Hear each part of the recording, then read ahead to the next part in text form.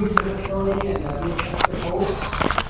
They're handling the Department of Emergency Services, and I work in what's called the North Dakota State's Local Intelligence Center. Has anybody ever heard of that? A couple of law enforcement. That's great. That means you guys won't go to find anybody with a terrible job today.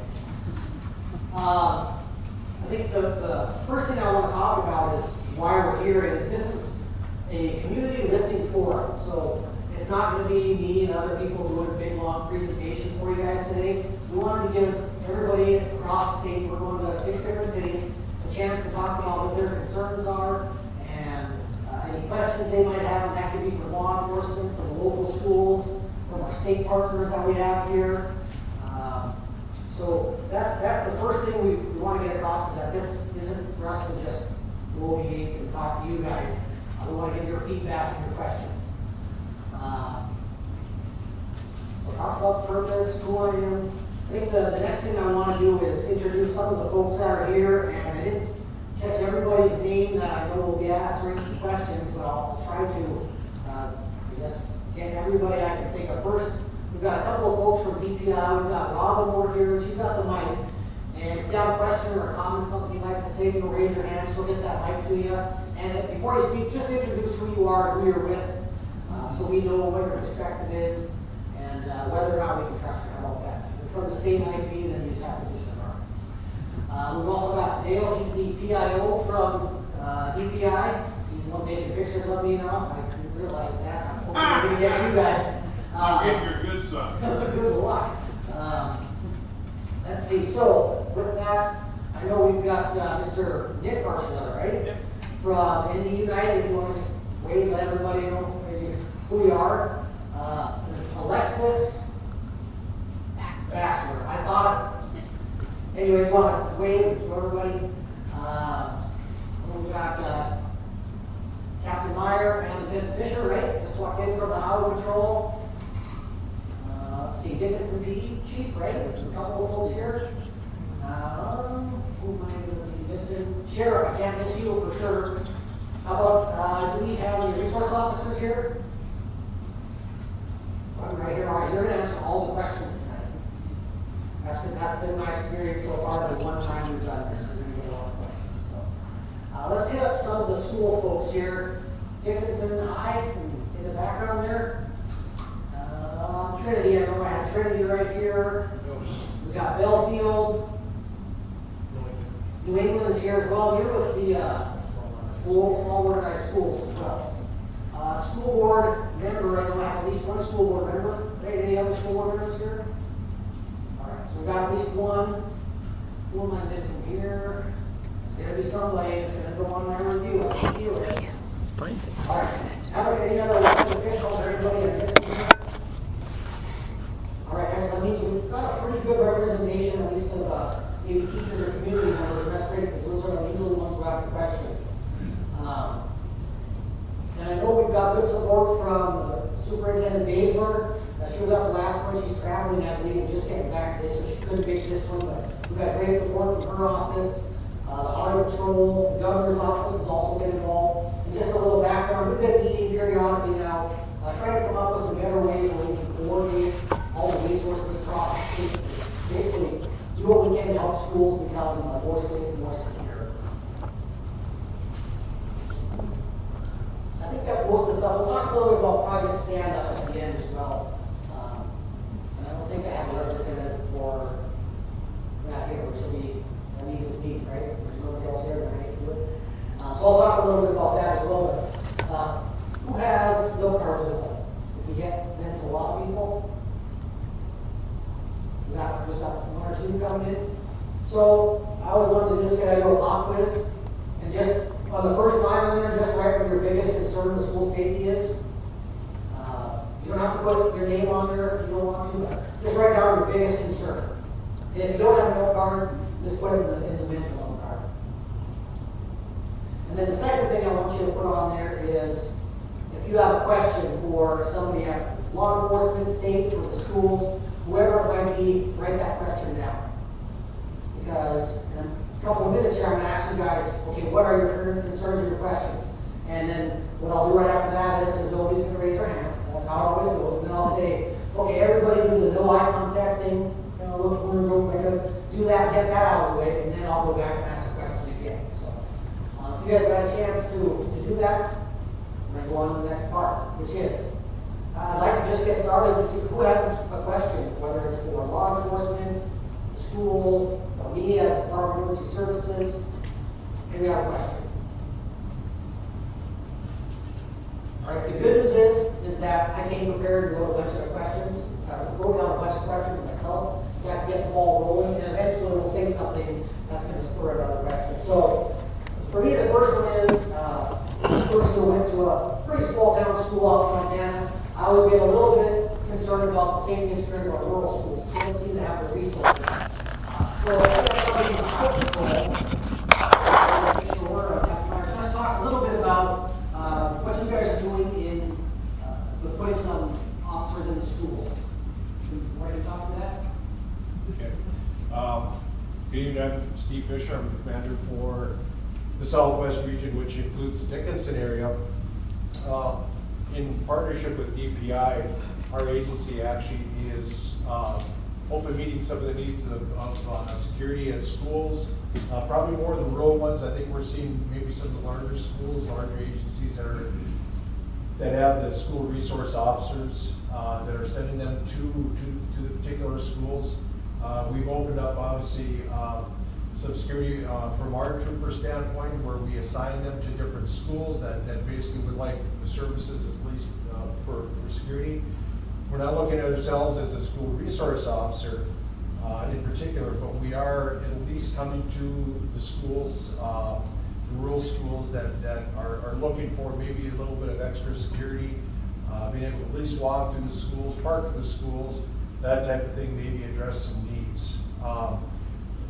That's part of one of what we're doing. Another part of what we're doing too is just, unfortunately, at the back end, when you address situations that come up, you might have something like an active threat, an active shooter in the school, which unfortunately we've seen enough of in the past years. So our agency, actually through our Law Enforcement Training Academy, is actually teaching active threat response to all officers from different agencies.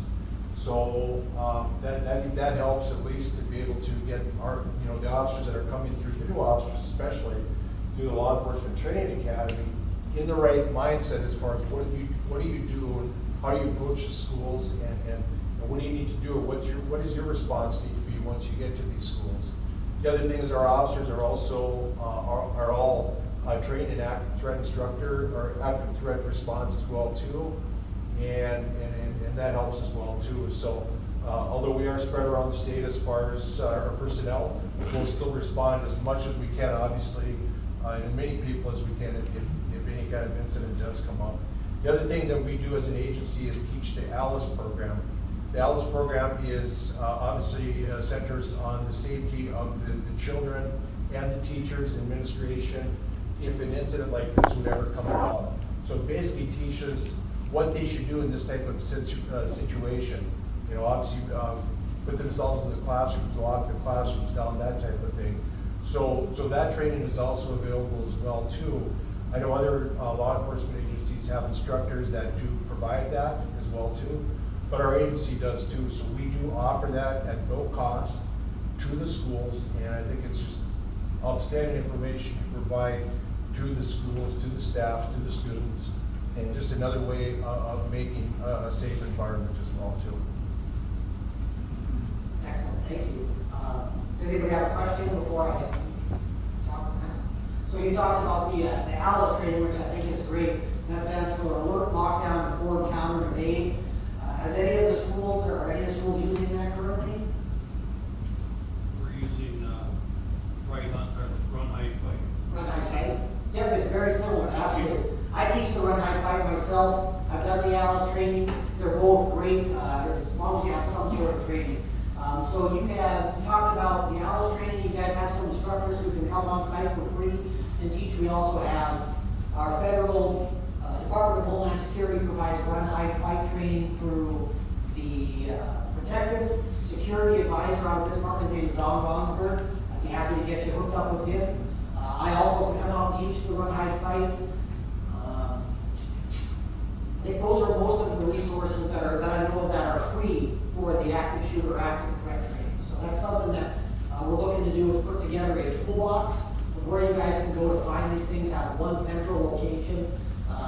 assuming it'll be held at DPI.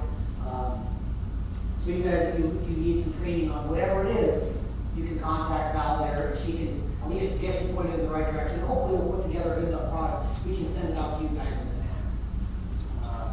So that's great. Thank you for bringing that up. Question. Yes, sir. Question. At one time, I looked at the Alice program, there was a cost associated with that. You were saying that there isn't a cost associated with the Alice training anymore? We bring that, we make our instructors available to the schools to come out, and at your convenience, we'll obviously work with the schools to be able to set up a time and a date and bring that training to you at no cost to the schools. So the question was, if you couldn't hear, was that in the past, the Alice training had a cost associated with it. And currently,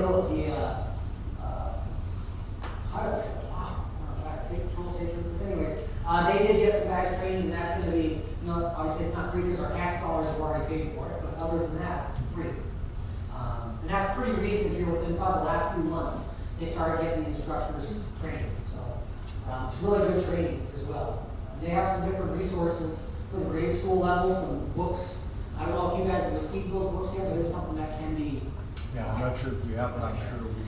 But Alice does provide us some different things for the younger age students as well. Most of the ones that I've seen are using books, and that might be a second, that might be something that would have a cost associated with it, if that's something you want to add. But to get the instructors in, the teacher staff will be free.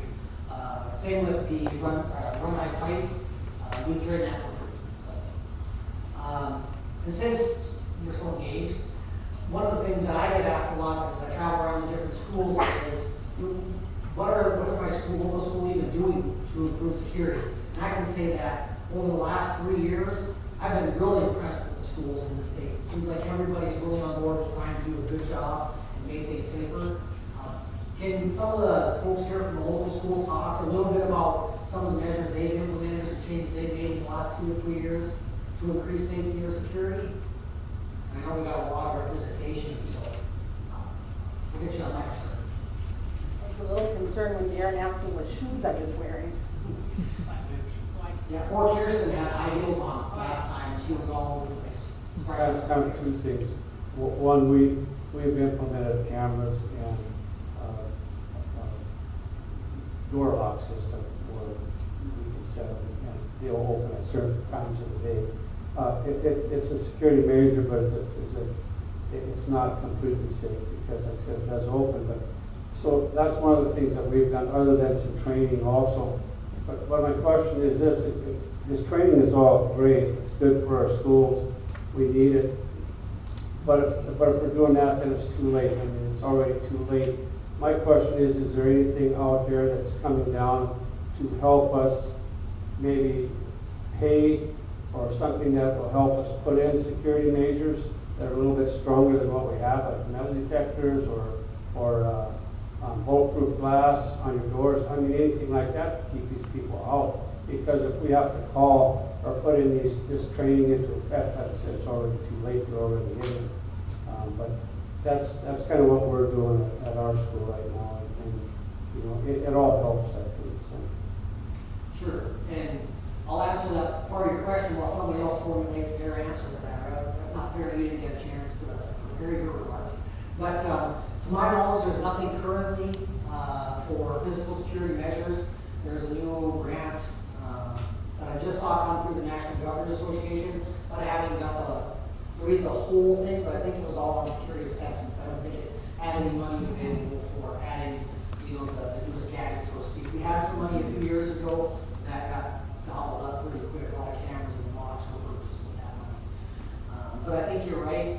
If we have to, if we're already doing the run, hide, fight, the Alice, there's already an incident. So the more we can focus on detecting something before it happens, or as soon as it's about to happen, we can get the law enforcement response started. So there's only a few things we can do. We can detect earlier, we can get response there quicker, or we can delay a bad actor from being able to carry out their things, their actions, I guess. So those are kind of 3 areas we try to focus on.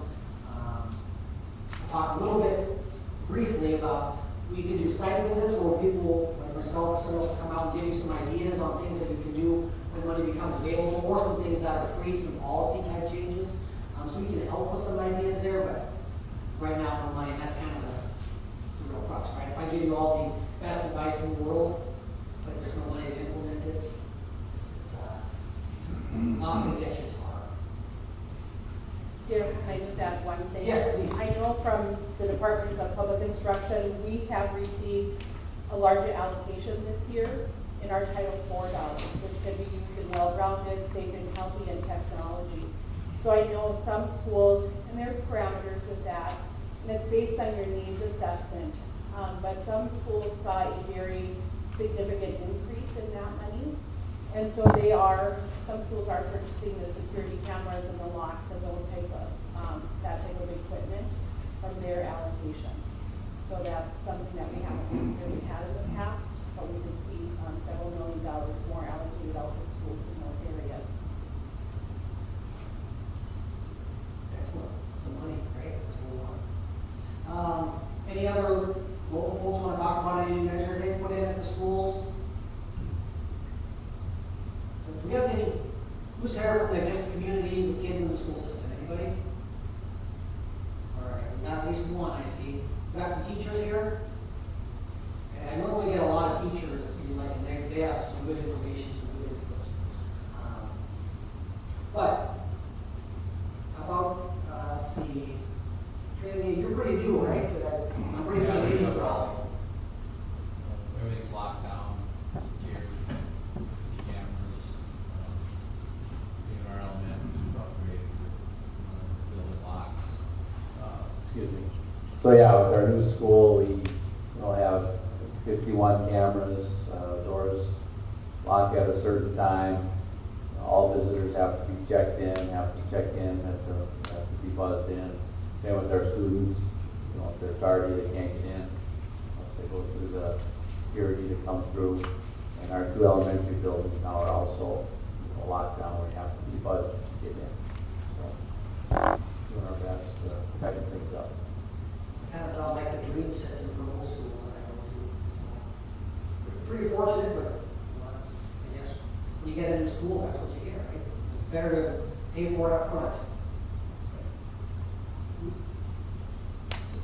We have the same measures that the other schools have as well. The only thing we do differently is we've changed our fire drill protocol too to kind of address that a little differently so that somebody pulls a firearm, they're not a kid walking outside aren't sitting down. So we changed that mentality and worked at changing our protocol associated with that. So That's a really good idea. You're the first person I've heard talking about that, so that's good. There may very well be other schools across the state doing it. You're the first one that I've heard say anything about that. Yes, sir, Mr. President. I just saw that our slide was up there for North Dakota United, and we have school safety is something that's really, really big on our radar right now. We've had some school districts, probably a half a dozen of them, that have gone to impasse over the last few years, in no small part the school safety issue. I understand the politics involved, where the school boards or the administration doesn't necessarily want something in their contract related to safety. We, of course, think that it should be there, but be that as it may, we are finding we're getting some success. I don't know if you realize, but Fargo just settled their contract. They've decided to put together a task force on safety. There'll be teachers on that task force. Bismarck has done it. One of the things in the legislature that has come up again several times actually now is to arm teachers.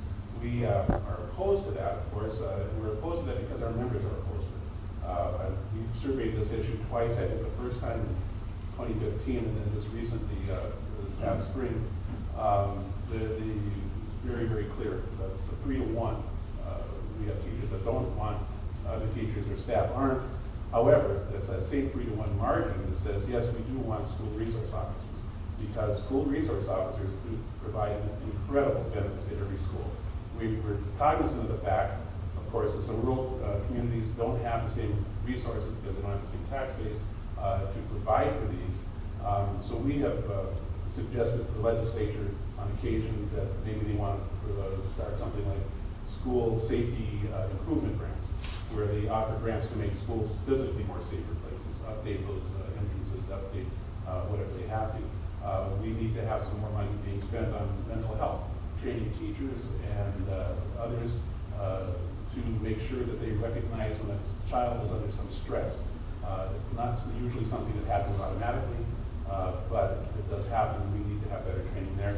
Bismarck Public Schools just recently has dedicated just a little over $4 million to hire more counselors and to do more training on mental health issues. And we think that that is a jumping off place anyhow. So we would encourage that if, when we start talking about how are we going to make our school safer, that we put everything on the table. Let's take a look at all of this stuff and then find out what actually works and then prioritize that. We can't have a safe, let's do the background for a second. No school district has a bigger responsibility than to provide a safe learning space. And by and large in North Dakota, we do that. And we're very proud of that. Teachers deserve, and other education employees deserve a safe workspace. They're the same space. And if that's going to be a priority of ours, then we need to talk to our legislators about that and say, this is our priority in our community. Let's see what we can do about getting this thing, something concrete done and long lasting as well. Thank you. Perfect. I was told that a Segway is not just something you ride. So since you talked about the teachers and some of their challenges, and I think we have some teachers here, does anyone of our teachers want to talk about what their challenges in the classroom are as it relates to safety and security? I know we had some really good discussion in Bismarck, so I'm just waiting for somebody to kind of crack the egg here and get us started. At the middle school here in Dickinson that they just built, beautiful building, we have a lot of glass. We have a lot of glass. We have one whole wall, it's a glass wall. Right now mine's glass because I leave it that way. And, but they've given us some tools. We have gone through the ALICE training. But we also have a lot of students, and we're a 6th to 8th grade building. We have a lot of students that we have to keep safe. And we've been told what to do, but we don't, it's hard to prepare for that. And we've got better doors at the middle school than we used to have when we moved over from another school to entry into our direct classroom. But there's so many ways that a person could enter our building. They're locked, but locks don't keep everybody out. I mean, because if they did, I mean, we wouldn't have crime. The locks don't stop people. And these people who are doing these things that I listen to on the news are very creative. And I wish we could use that creativity in a different way, but unfortunately they choose this. And so there's always that constant, well, what happens if, and you can't prepare for it because you don't know when it's gonna happen. You can't prepare for it because you don't know how it's gonna happen. But we are being asked, and we will do this, you know, this is what teachers do. We will do what we have to keep our students safe. But we build these beautiful buildings that we try to say, where's the wave of the future going?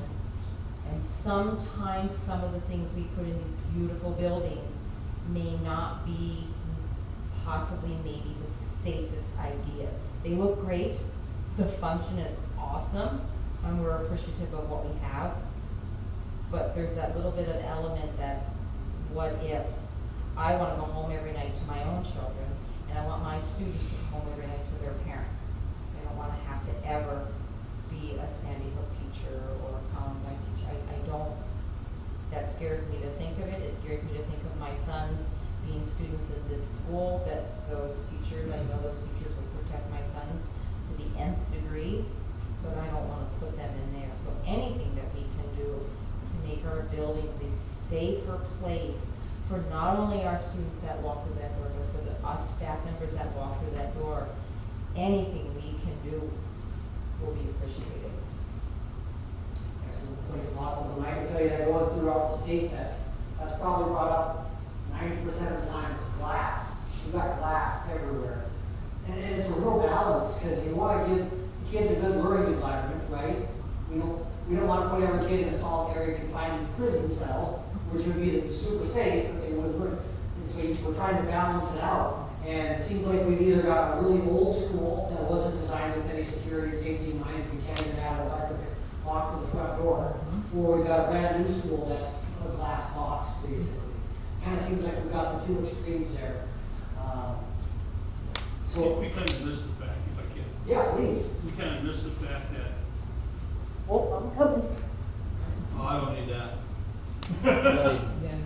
Well, we kind of miss the fact here too, and most of us in the Grand News and SRO as well for the city, but if we can stop the threat of them getting onto our properties, okay, once they're in there, they're there, and we're gonna have to deal with that threat hands-on right away.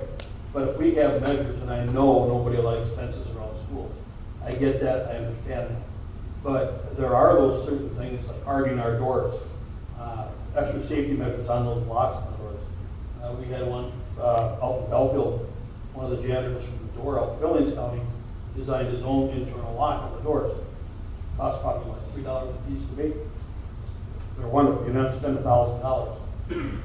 But if we can consider ourselves safe on that premise itself before it even gets to that point, I think that's a point a lot of people miss.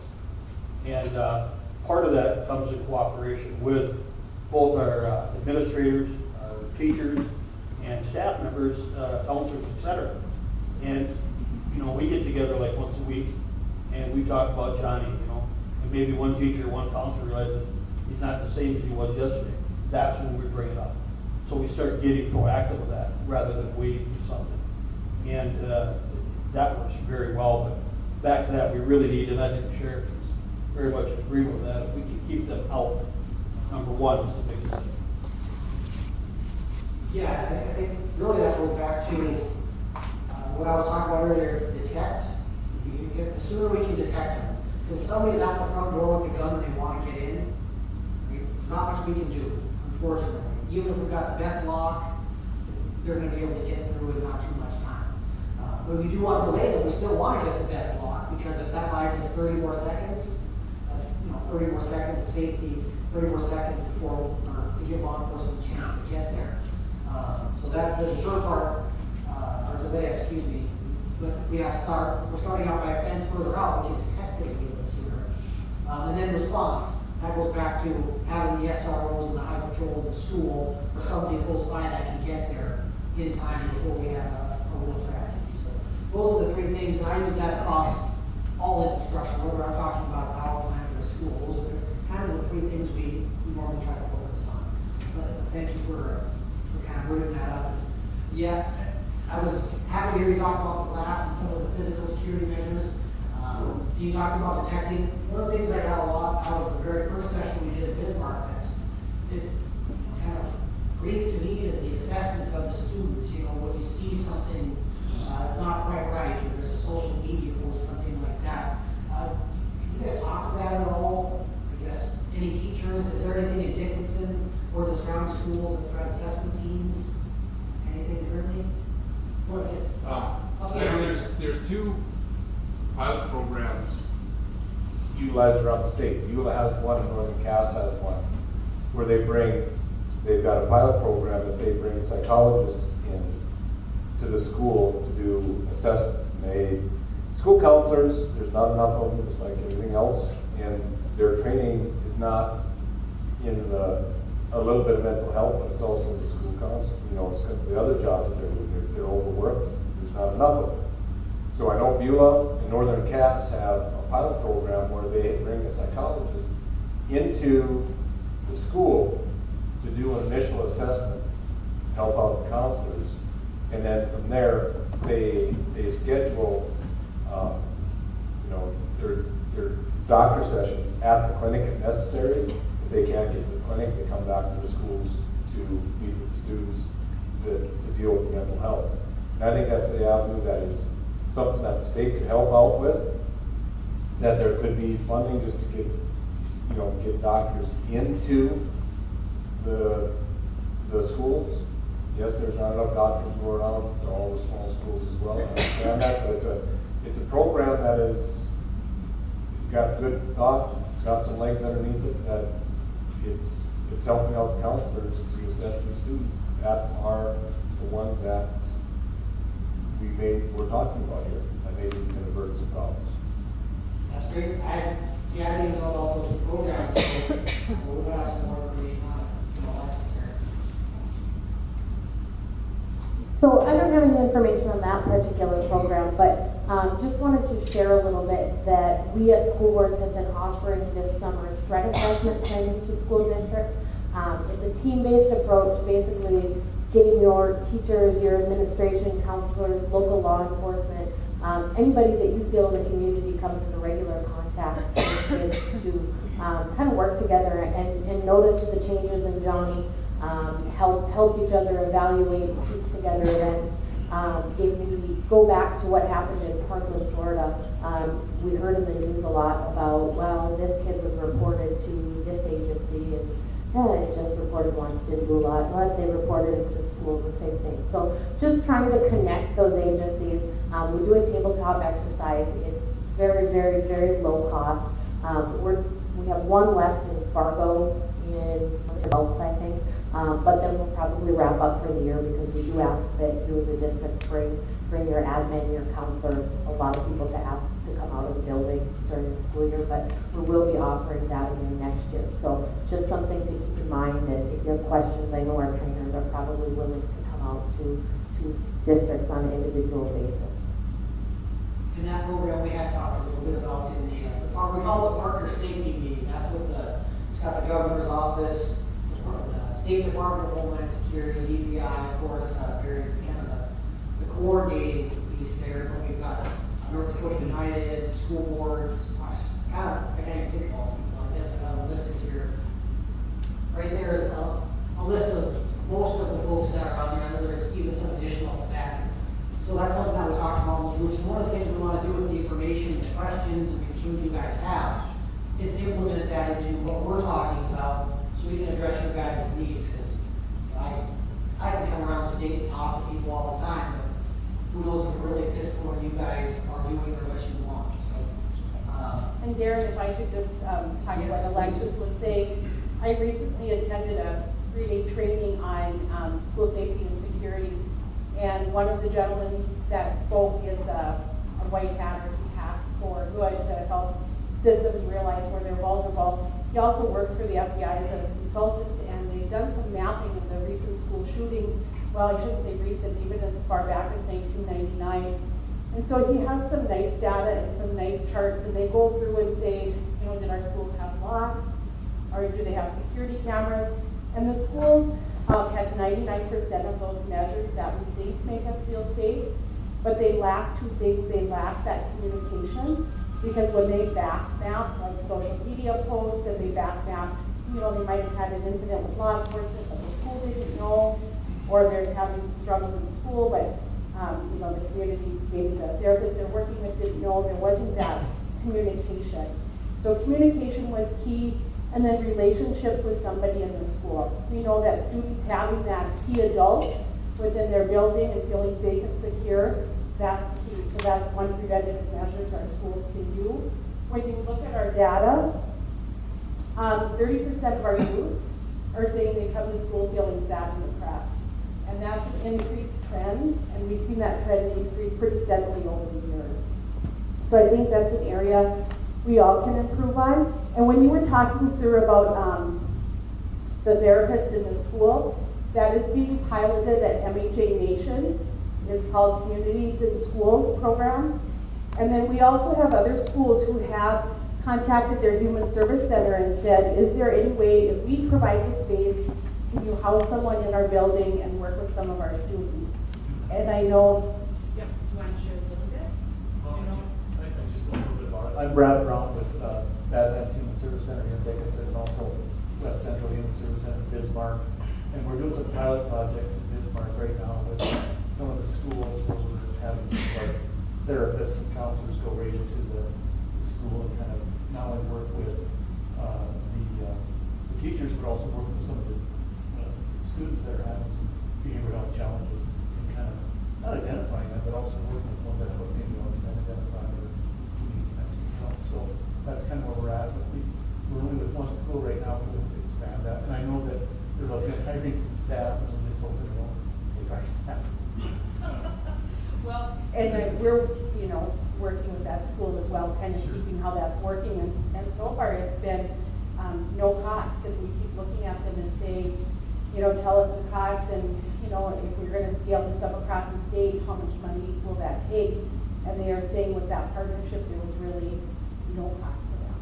So I thought that was good. I think it's like you just in terms of that? Communication piece. One of the things we find success with it, especially up here at the high school, is especially with kids coming in or out, whether that's juvenile courts being involved or DJs being involved or if he's involved with Badlands, is looking at information release forms is something we push really hard because we want to make sure we have that opportunity to have those conversations. And we do spend a lot of time with transition teaming, I guess for lack of a better term, where we talk with the different groups involved. If a kid is coming back, that maybe had some mental health issues or behavioral health issues that be coming back to the facility or back to the school or on their way to a facility, we want to make sure we make that transition as best as we can. We spend a lot of time really making sure that if they come back, when they come back, that it's an environment that they're safe in and that everyone else is safe in as well. Obviously, the mental health piece is a piece that we're still looking at a solution for. We don't have a solution to the mental health need in, I would say specifically, the southwest part of the state that we were looking for on a community base, which the schools would love to see, a little more robust community opportunities for us to refer kids that would be struggling or having those needs. But for sure, one of the big part is that communication between all of the services involved, whether we're talking Badlands. We use our SRO as a very good link between the juvenile court system and us as a way of making sure that we're getting the appropriate things communicated so that we don't have information that's not getting passed to the appropriate individuals.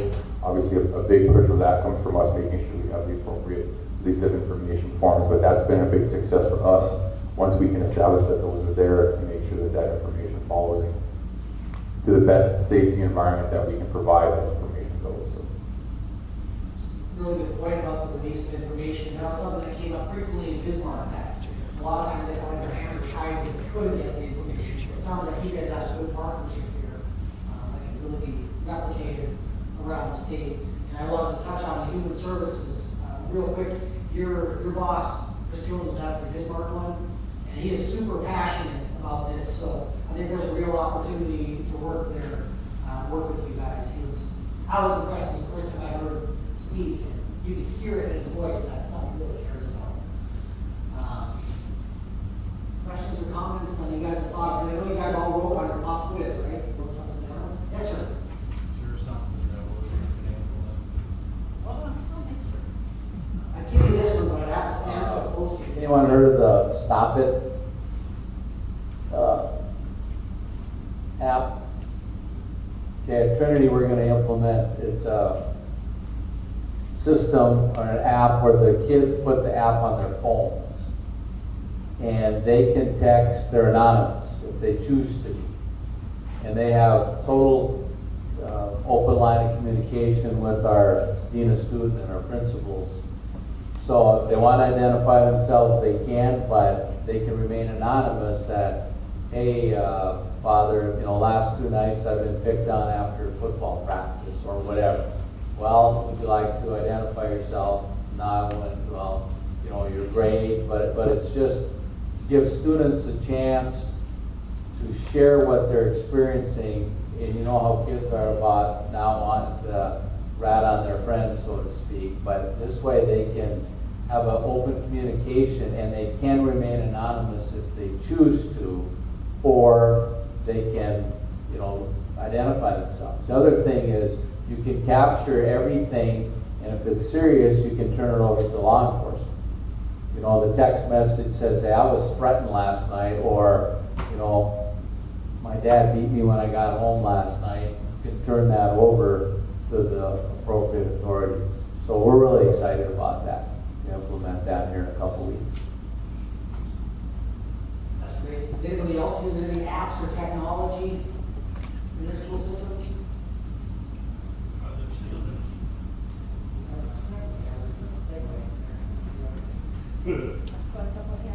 Yeah, I saw 2 hands come up here. Thank you. Chief Dustin Goss with Dickinson Police Department. Just want to touch on a couple of things that we have been doing the last couple of years. I've been chief for about 7 years, and one of the most important things for me is providing a safe environment for our kids to go every day where they can learn in a safe environment. We currently have 2 full-time school resource officers. One is Sergeant Brandon Stocky. He was added on this year as a full-time school resource officer. When middle school was developed, one thing that we wanted was a video live feed into our dispatch center. So if there's a major active shooter situation or major crisis situation, we get live feeds into our dispatch centers, we can direct our responding officers to help locate the threat immediately. So that's a huge tool for us. The other important thing for us was, in an occasion we had officers responding, we didn't want those officers locked out of the schools. So we needed to make sure that we had a tool in place to get access into the schools that had locked doors. And we worked with the Brandon Stockey and the schools, so that was implemented. So all of our responding officers now have access to the schools, even though the doors are locked. They're allowed access into the schools. We have been providing Ellis training for several years, not only to the schools, but also the local businesses, especially larger businesses, for example, like TMI, we came and provided that training. In addition to that, we've also had radar training, trainer, which is a step up from Ellis for our responding officers, which Sergeant Stockey attended. And we're very open to training any of the responding officers in our area to that as well. Those are a few things. Talk about technology. We've had an anonymous text line for a couple of years that we have done a 24/7 program. So we have been getting feedback from students in the public school system. So that's been a tool for them as well. On third note is Sergeant Stockey. I'm sure I missed a few things. So yeah, like Chief Dawson said, Brian Stockey with Dickinson. This department, I'm SRO here in high school. So we do have text tips that we've had, like you said, for a couple of years. We get, I don't know, text families, waves, up and down with that, but they use a lot. Alice is trained all Dickinson Public School and Trinity staff last year. I believe all of them with Alice, all of the Alice instructors. And then early head start in other businesses as well. Most people have questions on that. I think the other thing to touch on, the role of the SRO just doesn't stop due to some.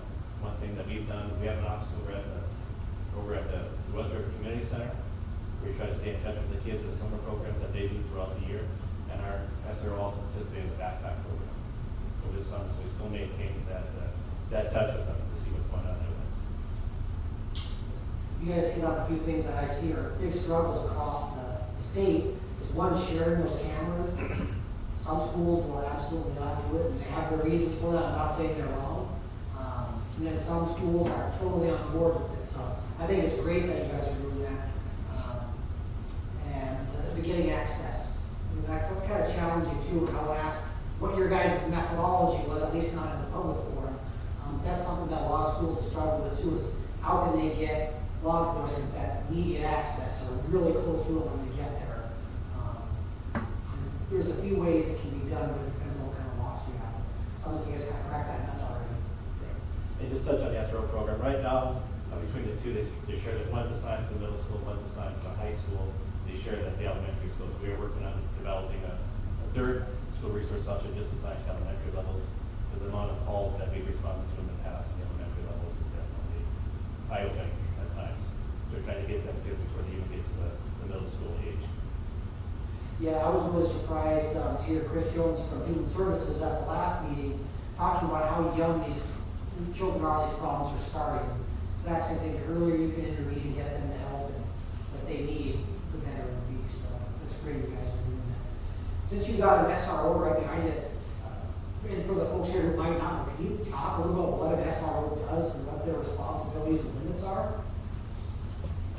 Yeah, so I'm in the high school full-time. We do respond to elementary schools as well. But the big thing in high school, what I do or try to do is just be available for the kids for any questions they have that has to do with law enforcement side. I leave that open with them. They come in, they say, hey, why did I get pulled over last night? I answer that question for them. I try to get in and educate, teach classes. If we see an uptick on, like last week we seen an uptick on vaping, so I would hit classes and talk about vaping, the legal ramifications of vaping, and some health effects. And then I'm here for any criminal acts that happen in the school. I work hand in hand with administration. We have a really good communication with our administration at Dickinson High School, and we have that opening when we talk about these kids before we decide if we're going to send them to a court or if it's going to be handled in the school. Do you have any limitations on what you can do? I mean, are there things that you get asked to do that you're like, sorry, I can't do that? I think I have a very good relationship with the school districts and all the buildings, so they know I don't do any dress code violations, any school policy violations on that side, I do just criminal act violations. I also teach, well, the three of us that teach there, we teach all seventh grade there for the public school. And then that was a setup to get you to say you're not a hallmarker. Yes. So if you I don't think dress code issue at the point that Mr. Heffley said, look, get up. Gotcha. Actually, thank you very much. I made everybody talk. Kind of community members, anybody have any concerns or questions? I want to make sure we're getting your guys' input as well. This is making our job way too easy tonight. It's supposed to be some controversial questions, and I was supposed to speak like a politician for 10 minutes and not actually say anything. I got several answers pre-prepared in that. All right, well, I'll consult my notes here. Social media, is anybody monitoring social media? We talked about trying to detect these things earlier, but is anybody doing anything with social media? Out in the Richardson district. Well, okay, You don't need that. Out in the Richardson district, we use our school council, and we're just building a new school, getting ready to open up next week, so that's just all being moved into her end of things now, because we put 4th and 12th in that new school, so now it's just not 7 to 12, we got that younger group in, and she'll have more time because of their children to run between schools and towns, to sit down and do that social media stuff, and she spends a lot of time on it, and anything that looks hinky, we get a call. The other side of it, what Brandon was talking about too, part of your job as a resource officer is to be that community person. And you have to build those relationships with the students and their parents. So we count on our parents, who are no longer scared as they were 15 years ago to call you. Now they're going to call us because they've got a face, they can put a name to it. And we get a lot of hard information from parents and say, this is a local prayer, my son or my daughter, and this on social media. So yeah, we do quite a bit of that. And for the small districts that I work in, they do a really good job of that. Everybody's at June 12th. But I'm not dealing with 1,035 kids or 1,100 kids. I think you got makes a big difference.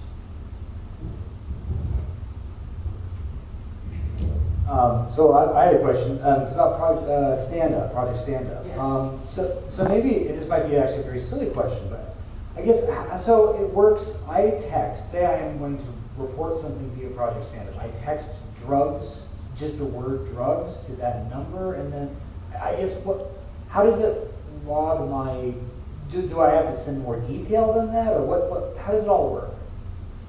All right, I think I should be able to answer that, but do we have a Project Stand Up expert here?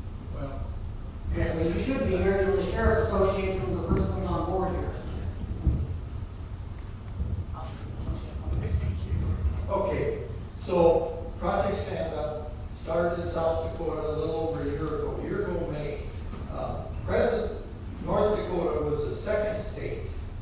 Presently, there are 8 states that participate in Project Stand Up. How it works, you dial 82257, and if you want to report a tip on drugs, type in drugs.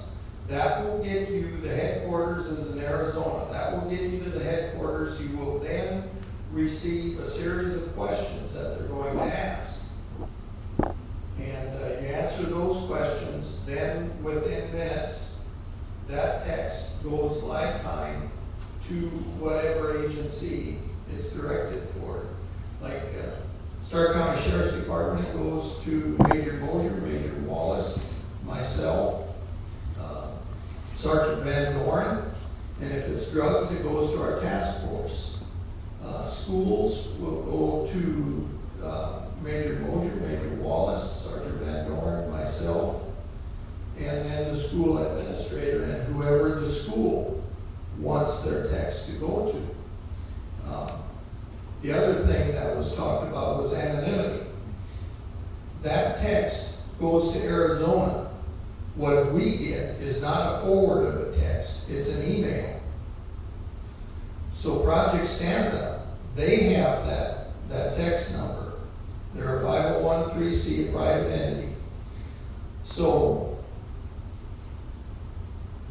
that person who provided that text, they will remain anonymous unless If it turns into a long drug conspiracy and we need more information, we have to go back to Project Stand Up, ask them, will this person provide more information? Would they be willing to come forward? At that time, they can or not, they can provide more information, still remain anonymous, or they can choose to come forward. Same way with students, and that, I think, is the key, is that they're anonymous, and they're guaranteed to remain anonymous. Thank you. That's exactly what I was gonna say. You know, I have a question about, I'm a school counselor by trade, and so I know some of my colleagues have concerns about when we have the text, the tip, and those type of programs or apps. How is that handled on like the weekends? What's the expectation from schools if something is reported on a Friday at 3 o'clock? Do you contact the schools? Do they, like, what are schools' responsibilities over the weekend? Is there an expectation they would, you know, that those could be pretty critical tips? So how do schools handle that? I guess I'm wondering. Well, okay, for Project Stand Up, I can answer you. If it goes to us and it's critical information, we're going to act on it. The other thing, the drug portion of Project Stand Up has been active in Stark County since July 19th, and we've got either 5 or 6 tips so far. So it is working. Did you have something you wanted to ask me? So I guess our current text tip is, I guess our current setup in the school is monitored 24/7. We actually pay somebody on call time to monitor that with that. Kind of getting back to the Project Startup, you know, I think it's a very good tool, especially those communities in the rural environment that don't have anything established. I think that's a huge asset to the schools. And the concern that I had and other chiefs of major cities in North Dakota was it's another tool. We don't want to convolute if we have existing things. Still can work very well in our community. You heard Mr. Glosser kind of comment that they're implementing another program. All those are very good tools, but we don't want to convolute it either. Sure, you don't want to have 3 different numbers that people could choose from. I can't remember which one. Right. We ran into that with the See Something, Say Something program in the state that they wanted to do another 1-800 number. Does anybody in the room know the number to report a poacher? That's been around for 15 years. And I've never found anybody who knew that number. So we want to make it as simple as we can, right? And I think one of the most important things with something like Project Stand Up and people looking at social media is the days of being just a bystander who doesn't say anything are kind of over. The stakes are too high, and parents and students are really starting to get it. This is what I'm hearing, whether or not I guess that comes through in practice or not. I was going to think, Chief, while you got the mic there, have you had much success with the text to tip? Have people used it? We have, for a number of things, and we don't want to get into some of the sensitive information, but a lot of mental health related stuff, bullying stuff, maybe just conversation, somebody to talk to somebody in that sense. Excellent. And I know one of the challenges that I think they're going to have with Project Stand Up, you probably ran into this as well, is kind of advertising or marketing, right? So it stays fresh in people's mind. I know there's some posters over here that may be for sale at the right price. They're at the right price. Anybody who wants some, they can help themselves. And I want to make sure that I came out clearly. We're not against the program. Matter of fact, Dickinson PD can get behind the Project Stand Up and support that just like we do our current system. And we'll be kind of visiting with school administrators in the future about that and kind of developing a marketing scheme on our SRO website page, our Facebook page, and kind of launching that. So we are going to have the program, just basically another tool that's going to be available to our parents and to our students. Excellent. I knew there was some different challenges and nobody explained it to me yet. And that makes perfect sense. You don't want competing programs. You can avoid it. So that's great. Now I can go back to my boss and explain it because I got asked today and I said, I don't know the answer to that. I was going to let everyone else here know as well that on the Project Stand Up, another copy of that report is going to go to our office at the Intel Center. So we'll have a backup just in case local law enforcement didn't get it for whatever reason, or maybe it looks like it's something small. Dickinson gets a report that's one little thing and maybe there's no actionable, we call it actionable intelligence, but maybe Dickinson got it, and maybe it's the same thing happened in Williston and Fargo. And all three things separately are nothing, but when you put them together, maybe it needs something a little more. So we have people looking at it from that standpoint as well. Talked about SROs, we got Project Stand Up in, I was really working on how I was going to get a good segue, you guys set me up for that. Any other questions, concerns? Yes, sir. We talk about this all the time, SROs in the schools and stuff. Are we looking at any funding? Because that's, we have an organization for school resource officer organization. They're getting stronger and stronger. And we're seeing smaller towns that have resource officers, especially east and the south area. So I think they're really concerned about trying to get them in there, but they have no way to fund them. So suggestions. I'm not the money man, but I hear that concern quite frequently. That's probably the number one concern I get as far as we want an SRO. Even more so than I want money to do a fancy new block or more cameras. They want an SRO, which makes sense because that cuts your response time down significantly, right? And it's also a deterrent, keeps people from maybe even having those thoughts or making those actions. But my best answer, and I'm probably not supposed to be recording this one, but call your representatives, they're the ones sort of to make the decisions. If you guys are passionate about that, that's definitely not doing. Captain Meyer has got some comments as well. I was just going to comment, Ron touched on a little bit, the rural areas, and I think that's initially what really prompted the Highway Patrol to step forward and say, listen, we've got some officers out in those rural communities where the resources are limited. Now, our jurisdiction is somewhat limited, so acting as a true resource officer, we're really challenged in that regard.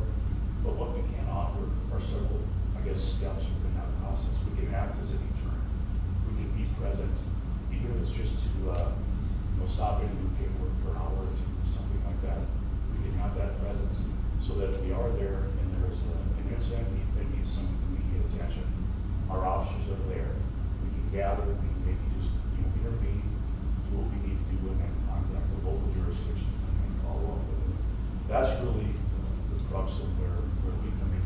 Again, technically some jurisdictional issues when it comes to acting as a true resource officer in a school, but I think there are some avenues that we can definitely participate in to be part of the solution as well.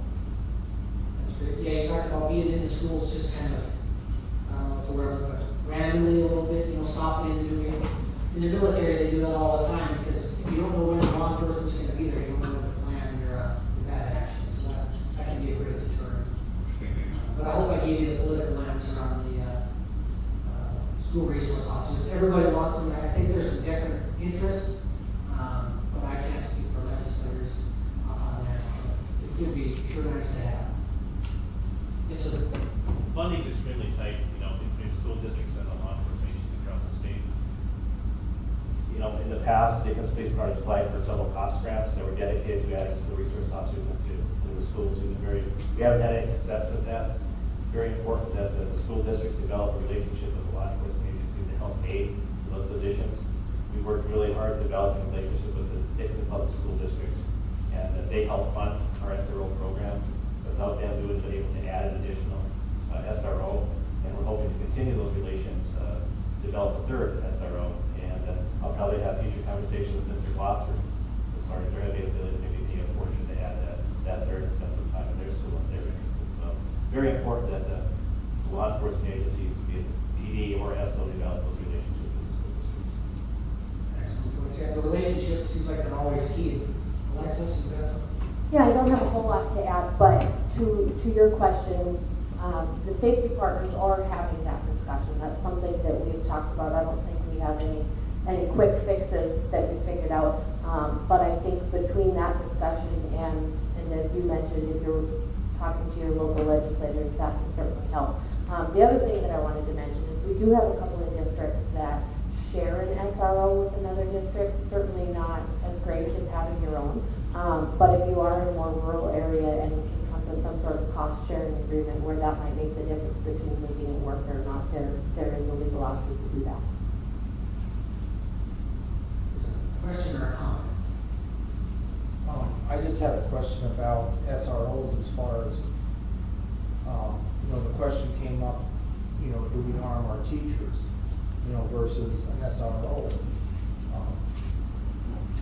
I don't know what you guys' thoughts on the fact is that, maybe SROs should fall under the school districts, and work in coordination with law enforcement.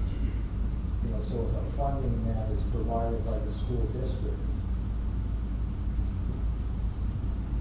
Nobody's ever brought that up to me, and I can't speak for the SROs on the guns, arming of the teachers. I know we got some experts over here. So no comments on the arming of the teachers discussion, but sometimes SROs do function that way. You'll find in different districts where they are totally paid for and totally under the local law enforcement agency, and others where they are kind of 50% employee of the district, 50% employee of the law enforcement agency, and the district may totally fund that officer's salary while the law enforcement agency provides benefits. There are different combinations of making that work. They're not always 100% funded by the law enforcement agency. So how is Dickinson?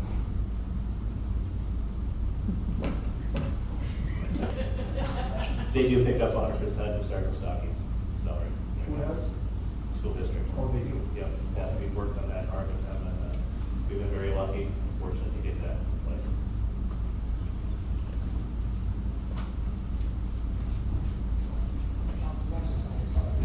Okay, I'll start counting. We started it up with a cops grant.